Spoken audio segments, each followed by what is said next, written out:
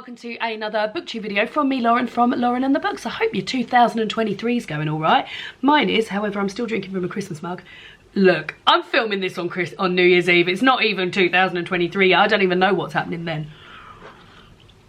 Hopefully it's lovely. Today's video, exciting video and long video, is a video of the books that I got for Christmas and in the run-up to Christmas. So I've got books here that are Christmas presents. I've got books here that were sent to me from the publishers on the run-up to Christmas. I've got one book that's a wedding present, and I've got some books that were sent to me from my wish list from you lovely, kind viewers. Kisses. So I'm going to take you through all of them because there's some highly exciting ones and also ones that I'm potentially adding to my TBR. I think you've probably seen my TBR for this month already. Yes, I think you have. So I wanted to go through all of these so that I haven't filmed the TBR yet. I'm filming that tomorrow. That will be filmed in 2023. Anyway, let's stop talking about dates because it's confusing. But here we go. So I've still got the little cough. We're still going with it. I will start with cookbooks I got for Christmas. Love getting cookbooks for Christmas. Love getting cookbooks for presents. Love giving cookbooks as presents. They're the gift that keeps on giving, aren't they? Because then you can make things as the year goes by. What I tend to do, because I'm a little bit cheeky like that, is when I gift someone a cookbook, this is normally like my mother, people I can tell to do things for me, I give them a little cookbook and I put a little note in there saying, oh, I quite like the recipe on page 23. So there we go, you can do that as well if you want. First cookbook I'm so excited about is Bliss on Toast by Prue Leith. You know Prue Leith from Bake Off. I love toast. Like, toast is probably one of my favourite meals, and this is 75 recipes of things that you can have on toast. Now some of them are meat, so I won't be eating some of them, but for example the two that I've just flicked to: roast butternut with pear on toasted oat and barley bread, that looks lovely, and mushrooms are one of my other favourite things, parsley, less prone to parsley, and cream on seeded brown toast. And then there's also other bits, like things, that's the meat and poultry section, but it's not all on toast, some of it's on like flatbreads. These are all meat ones. That's, well, if you're into mussels, I suppose that's quite nice. You put it in like the end of a loaf and made it into a little bowl. You could do that with all sorts of different things. Duck egg rainbow chard with Dijon butter on granary. I can't wait to eat loads of toast in 2023. In fact, that might be my New Year's resolution. Eat as much toast as you can. And I've got lots of different things to put on toast. David's mum bought me this. When I got to David's parents' house, we went there for Boxing Day. I asked what books they'd got because that's what, I'm basic like that. And David's mum said, oh, Martin, that's David's dad, got the Prue Leith Bliss on Toast book. And I thought, I wanted that book. And if you're telling me you got it, that probably means I haven't got it. And then I unwrapped it and I was very happy. So there we go. Then David's sister got me the Veggie Christmas cookbook. Not much airtime left in this year. This is going to go away with my Christmas cookbooks.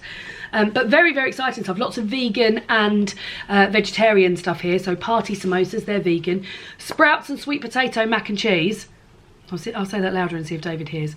Sprouts and sweet potato mac and cheese. He's nodding. He would very much like that. Butternut squash festive wreaths. Lots and lots of lovely things. Hasselback squash with pecans and maple syrup. Yeah, lots of lovely, lovely Christmassy bits there that I will enjoy making next Christmas. Then I got The Year of Miracles, which is by Ella Risbridger. You all know that Midnight Chicken is a book that I very much enjoyed by Ella Risbridger, and this is set into seasons and months, which is something that I very much like. And there's no sort of food photography in here. David would hate this because he hates cookbooks that don't have food photography. And there's also like, as well as like the recipe, there'll be like a little bit of lead up as to why that recipe is appearing. So for example, pistachio pie, this beautiful illustration of a pistachio pie, and Ella talks about how she's never really liked Valentine's Day and stuff like that. So there's lots and lots of lovely, lovely stuff in here, and it's such a nice book to sort of read and get really enveloped in. And I think I might read this sort of as the year goes by, you know. Cardamom buns, could do with making those. And the illustrations are so beautiful. Leftovers pie, that's what we're having at my mum's tomorrow on New Year's Day. Next up is a book that I bought for somebody and then somebody bought for me. I bought this for my sister, and David's mum got this for me. This is Meatfree Mowgli by Nisha Katona. Nisha Katona, owner of Mowgli restaurants, which are amazing Indian street food places. I've been to the one in Liverpool. I think me and Laura are going in January. I'm sure she said it's either Dishoom or Mowgli that we're going to. I can't remember. I'm going there at some point this year. And Nisha is also one of the judges on Great British Menu. Very much into her cookbooks. I've got her first cookbook, I've got her second cookbook, which is 30-minute Mowgli, which is brilliant. And although it contains meat recipes, I've made all of the curries in there, and I shit you not, I've made all of the curries in there and replaced them with What the Cluck by a vegetarian butcher, or in some places just chickpeas. But yeah, so this is Meatfree Mowgli, so there'll be no need to replace anything in here. And I know that having enjoyed her other books, oh, there's my water stones. Also, David's mum bought me, she always gets me quite a few books for Christmas, and this year none of them had to be taken back, because every single book she got me I didn't own, which is a record, guys, so we were both very thrilled about that. So yeah, Meatfree Mowgli, squash and black chickpea curry, yes please, butterbean and piccolo pepper korma, love a korma, kale superfood smoothie. So lots and lots of delicious stuff in here. And as I said, I bought this for my sister as well. There's some really nice salads in here, and when I was at my sister's yesterday I was looking at a salad and I was thinking I could eat that salad so much now. Let me see if I can find it. Yes! God, the amount of time it took me to find that. It's the one bowl superfood salad. Look how delicious and yummy that looks. So yeah, very much looking forward to that. And then last year and this year, and probably going forward I will do this, I've said to my sister, please could you get me a vegetarian cookbook, just one that I don't own. And this year she's got me Ottolenghi Flavour. Now I got Ottolenghi's Test Kitchen last year and made a few things from it. This is all vegetarian and all delicious. My brother-in-law's sister is pescatarian and recommended this book to my sister to get for me. So yeah, sweet. Oh, and also what I really like about a cookbook is when you get 2 ribbons, so you can mark some of your favourite recipes, which I've done already, with sweet and sour sprouts with chestnuts and grapes. They sound lovely, don't they? Black bean with coconut, chilli and lime. Oh yes please, yeah, so looking forward to all that. So those are all the cookbooks that I got. As I said, love getting cookbooks, need to find space for those in the kitchen. Before I move on to the non-fiction and fiction books I got for Christmas, my mum also got me this. So I mentioned these in my Christmas gift guide and she watched it. I told her not to watch it though, because there was things in there that I'd bought for her, but when she unwrapped them on Christmas Day, she had no idea, so she obviously hadn't taken that much notice. But she said she remembers me being very excited about 2 of the puzzles in there. One of them was the Shakespeare one, and the other one was the Agatha Christie one. And she bought me the Shakespeare one because she couldn't get hold of the Agatha Christie one. My dad was having a lovely time looking at the back of these. These are great puzzles. I've got 2 of these already. I've got the World of the Tudors and the World of Austin. And it's scenes that include, so in this instance with Shakespeare, it's scenes that include a lot of things to do with Shakespeare. So we got the Globe on here, there'll be different plays in here and stuff like that, and they're just great fun to do. So yeah, there's a whole host of them. There's a Bronte one, Agatha Christie, maybe James Joyce or something, but yeah, great one, so we'll be doing that. Okay, let's move on to, well, oh, that really hurt my finger, I don't know what I did. So from lovely Jane Campbell, I got this amazing collection of essays on identity, physicality and making space for ourselves, called Body Language. This is edited by Nicole Chung and Matt Ortile, and I'm very much looking forward to reading this. It sounds amazing. And then she also included with it, and 2 of these have already gone to other books that I'm reading, these amazing bookmarks. So 6 bookmarks I got, all with great illustrations on. There we go, giraffe, flamenco, parrot, zebra, and then I've got an elephant in the book that I'm reading at the moment, and then I put the leopard in a book that I started reading and didn't continue but will continue. So yeah, thanks Jen, you lovely person. And then David's mum also got me What Writers Read, 35 writers on their favourite book, and this is edited by Pandora Sykes. I thought this would be, I'm surprised I didn't actually include this in my gift guide, because I think this would be a great sort of like book to buy readers, because I wouldn't have probably ever bought myself this, but it's a great book to have, because you've got a lot of readers, a lot of writers in here which I've enjoyed their works, and then I can find out what their favourite books are and then go on and read that. So Derek Owusu, for instance, his favourite book is The Great Gatsby by F. Scott Fitzgerald. Paris Lee's favourite book was The Beach by Alex Garden. Never read The Beach or seen the film. Lisa Tadeo's favourite book is Fever Dream by Samantha Schweblin. I watched Fever Dream? No, Little Eyes. Read. I think I've read Little Eyes by Samantha Schweblin. So yeah, a great little book. And then I've got two memoirs. One David bought me, and every year I say to David, just go into a bookshop and just pick me up a book that you haven't heard me talk about and you just think I'd enjoy. So he bought me the memoir of Alex Scott, How Not to Be Strong. Alex Scott is a retired footballer from the UK. She now does a lot of sports presenting and presenting. She was also on Strictly, and she had quite the turbulent upbringing, being a woman of colour, and a relationship with her father, and that sort of turbulence hasn't stopped because she's hosting some pretty big sports gigs, and as a woman and a woman of colour, a lot of middle-aged, less than average white men on Twitter aren't happy about it, and this is her sort of snap back at that. And I really like Alex. I think she's got a great warm presenting style, and I loved her on Strictly, and yeah, I'm looking forward to reading it. So well done, David. And then my friend Emma bought me Mallory Blackman's memoir, Just Saying, My Life in Words. So Mallory Blackman is the author of Noughts and Crosses series, amongst a whole back catalogue of books, and I certainly remember being a child and Mallory Blackman's books being, I didn't realise that at the time, but like the only author, the only books from a black writer that I would have read for a long time. Like there was my curriculum and things like that, swathes and swathes of white writers. So yeah, and this is done in sort of like, some of it's done in a memoir style, some of it's done in poetry style, and I heard her being interviewed on a whole host of podcasts on the run up to this book coming out, and it sounds like it's going to be great, so I'm very excited to read that. Let's have a little bit of tea. Then I've got the fiction presents, and David's mum got me The Shadows of Men by Abir Mukherjee, which I'd never heard of, and it is a sort of thriller crime book set in Calcutta in 1923. This is about a Hindu theologian is found murdered in his home, and the city is on the brink of an all-out religious war. Can officers of the Imperial Police Force, Captain Sam Wyndham and Sergeant Surendranath Banerjee, track down those responsible in time to stop a bloodbath?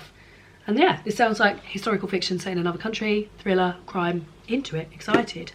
And then she also got me these two books, which I'd never even heard of, and I've never even heard of the author, but I mean, maybe people know much more than I. This is Elizabeth Jane Howard's series, and this is, let's see if it's the first one. No, that's the first one. So their spines make these lovely things, and David's mum said she didn't want to buy me all of them in case I didn't like them, so she bought me the first two. So the first one is called Marking Time, and the next one is called The Light Years, and this is set in Sussex in 1939, and the Second World War.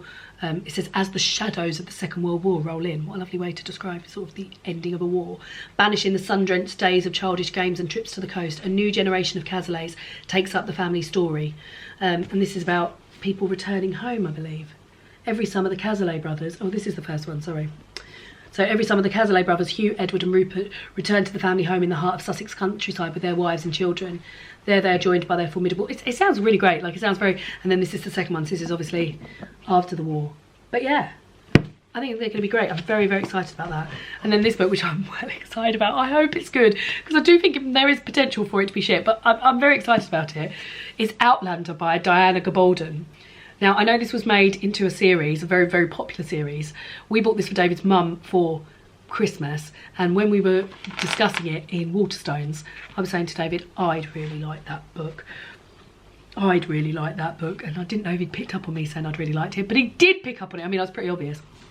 But this is set in 1946, and it's about a woman called Claire and her husband. If you've seen the series, I'm aware this is like hugely popular, so you may well be aware of this. Claire and her husband go on their honeymoon, and she sort of meets a portal where she can travel back into 1743, and she meets somebody there and has a romance with him, but that person is her husband's 6 times great-grandfather. So yeah, there is a whole host of these.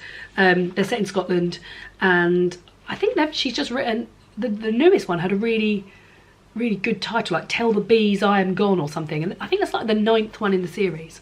So yeah, I'm really hoping that I get really into this, because I'd love to get into like a sort of epic fantasy, really big chunky series, and I'm hoping that this will be it. So those were the gifts. There's also, I'll move on to more gifts. So these gifts, excuse me, are from my wish list, which I'm always so elated when people buy me stuff from the wish list. And I always feel so special. And if you've ever bought me anything from my wish list, or if you bought me one of these books I'm about to show you from my wish list, thank you so very much. It really, really, really means a lot. And I hope you enjoy seeing me read these books and feature them on the channel. The first one is Rendezvous by Daphne du Maurier, collection of short stories by Daphne du Maurier. I don't know if I read any Daphne du Maurier last year, and I think we need to resolve that this year. Or did I? I've got Daphne du Maurier books on this shelf that I really, really, really need to get to, that I've had for such a long time. The Doll, that's short stories. My Cousin Rachel. Oh, I tried reading My Cousin Rachel, didn't I, with my cousin Laura, and I didn't finish it. The Loving Spirit, that's her first one. They're just all sort of dotted all over the place. We've got one down here, I'm sure. There's a pink one. Well, there's lots, and I need to read them. And this is The Rendezvous, which is a collection of short stories, which includes short stories such as... She's quite the queen of short stories, isn't she?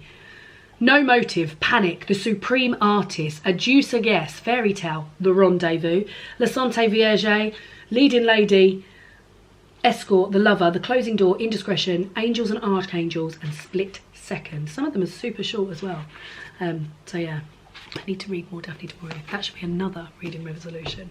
And then I've got Factfulness. 10 Reasons We're Wrong About the World and Why Things Are Better Than You Think. This is by Hans Rosling, but also with Ola Rosling and Anna Rosling Runland. And this is, it says here, Factfulness, the stress-reducing habit of only carrying opinions for which you have strong, supportive facts. Now, we've all been in chats, haven't we, with people who claim to know a lot more than what they do. And I wish I could arm myself with some of those facts. Well, now I've got this book to arm myself with facts. And yeah, I'm looking forward to reading that. I think it's going to be super, super duper interesting.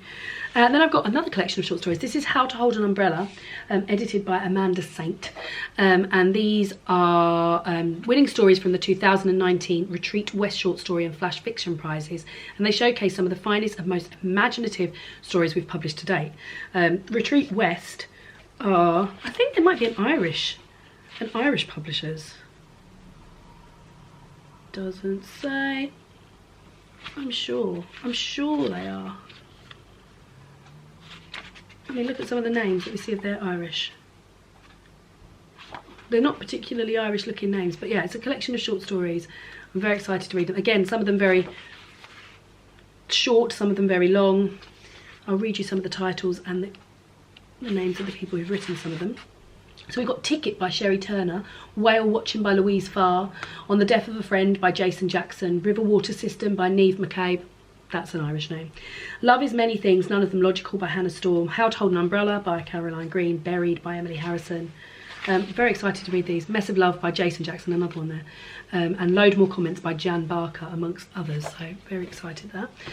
Then I've got a cookbook, which I'm very excited about as well. Keep saying very excited about. This is The Happy Pair. These people are Irish. These are a pair of Irish twins, Stephen and David Flynn. And they've got a YouTube channel, and they are vegan and, sorry, quite into promoting that vegan lifestyle. But what I really like about this, and I've got this sort of format, forms a lot of my favourite cookbooks, is where this is split into 10 vegetables, and then within that 10 ways. So you've got 100 recipes here. And if you're buying things in season, which I do try to do, or if you get a veg box, which we do also do, might be that you've got lots of broccoli. So you turn to the broccoli section. I've turned to the broccoli section, and in the broccoli section I've got 10 broccoli recipes. Broccoli and kale Caesar salad, broccoli pesto pasta, broccoli roasted red pepper and feta calzones. There's a picture of those calzones. God, I haven't had a calzone in ages. Do you like calzone, David? Yeah, it's right. Listen to this recipe, we should make these. Broccoli roasted red pepper and feta calzones. You love broccoli. I do. Sweet chilli broccoli noodle salad. Broccoli and potato cakes with a chili mayo. Creamed broccoli and toasted hazelnut soup. That sounds lovely. Chili broccoli and leek tacos. David knows how to make tacos now. Here is a picture of those tacos. Creamy broccoli and leek pasta bake and creamy broccoli pie. There's more. Sticky charred broccoli and tofu ribs. And then the next chapter is all about cabbage. So yeah, I think this is a really great format and a really good way if you're trying to eat more veg and you've got particular favourite veggies, then you've got 10 recipes on broccoli, or I'd say the other ones, I'm sure. Well, I'm guessing from here, broccoli, aubergine, David hates aubergine, so that maybe they won't be getting cooked. Mushrooms, my favourite, carrot, beetroot, leeks, is that potatoes? We already know cabbage is in there. Courgette, What's this one? Mushrooms. Cheesy mushroom and sun-dried tomato sausages on toast. Yes, please. So that's that. And then the last one sent to me from my wish list, which I'll be reading in August, because I've already mentioned this. I'm going to be doing in August Augusta Christie, where I'm reading Agatha Christie books and books inspired by Agatha Christie and about Agatha Christie. And this is Marple, 12 new stories, 12 great writers of Agatha Christie. So Miss Marple is a character that Agatha Christie has made.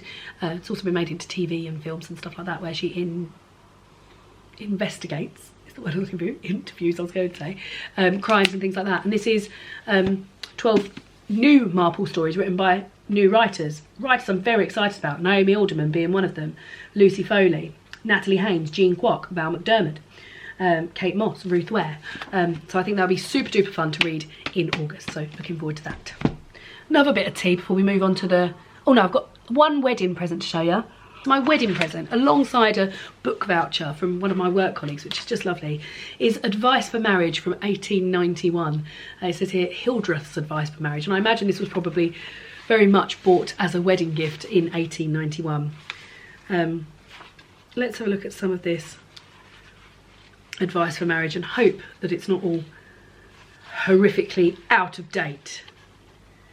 Don't elope to marry, Hildreth says. It is a weak affection that cannot wait a while. Jacob served 7 years, then 7 more for Rebecca. We're getting biblical, aren't we? She was a fine specimen of womanhood, as represented in paintings. Housekeeping was easy and inexpensive then, but they patiently waited and were handsomely rewarded. Ruth was an excellent example of girlhood. In no great hurry to marry, taking the hardships of travel, her devotion to her mother touched the heart of a king, and she won a splendid prize for her patience. She might have eloped with stage driver or coachman, and ended her life with many less historical society notices. So yeah, very cute little book there. And then we move on to stuff that I've got from the publisher on the run up to Christmas, and things were arriving and being very, very exciting. So the first one is, I've got some bloody good proofs in here as well, guys. So this is one, Behind All Gods and Heroes, There Are Women, Atlanta. And then, I mean, as if that wasn't exciting enough, this is by Jennifer Saint, Atlanta. Spurned by kings, raised by bears, blessed by a goddess. Doesn't say when this is out. Oh, 13th of April this is out. All about Atlanta. And yeah, sounds great. I've already got Ariadne on my shelves, which I've not read. And I must. So there's so many of these amazing sort of like retellings of history with women centred. You know I love that shit, so I need to start reading that. Then, this was so exciting. So I got a package of 3 books from Canongate to say Merry Christmas, which was lovely. And one of the books that I got, I'd literally just watched an episode of Between the Covers on BBC Two, and this was the book they were talking about, and I was like, I love that author, I can't believe I haven't heard about that book, I'm excited to read it. And that's The Night Ship by Jess Kidd. Now, all 4 of them discussing it, absolutely loved it. This is set in 1628, and I've got these that I can use as my bookmark when I'm reading it. 1628, embarking on a journey in search of her father, a young girl called Macon boards the Batavia, the most impressive sea vessel of the age. During the long voyage, the curious and resourceful child must find her place in the busy ship, and she soon uncovers shadowy secrets above and below deck. As tensions spiral, the fate of the ship and all on board become increasingly uncertain. Then we're also in 1989, and we're following Gil, a boy mourning the death of his mother, is placed in the care of his irritable and reclusive grandfather.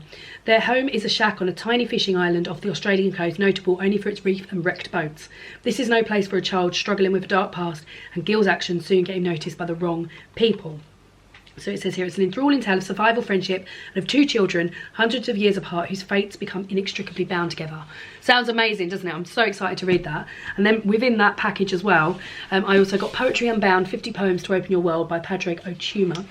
And this looks as though, and you would have seen my favourite books of 2022, it looks as though it's very much in the same sort of setting of, oh, it's signed as well, of Slug by Holly McNish, which I loved. So where you have a poem, and then there's also sort of like a background info into how that poem come about or what happened. And I really need that when I'm reading poetry. I really like hearing the background stuff and hearing about the inspirations for the poem and stuff like that, so excited to read that as well.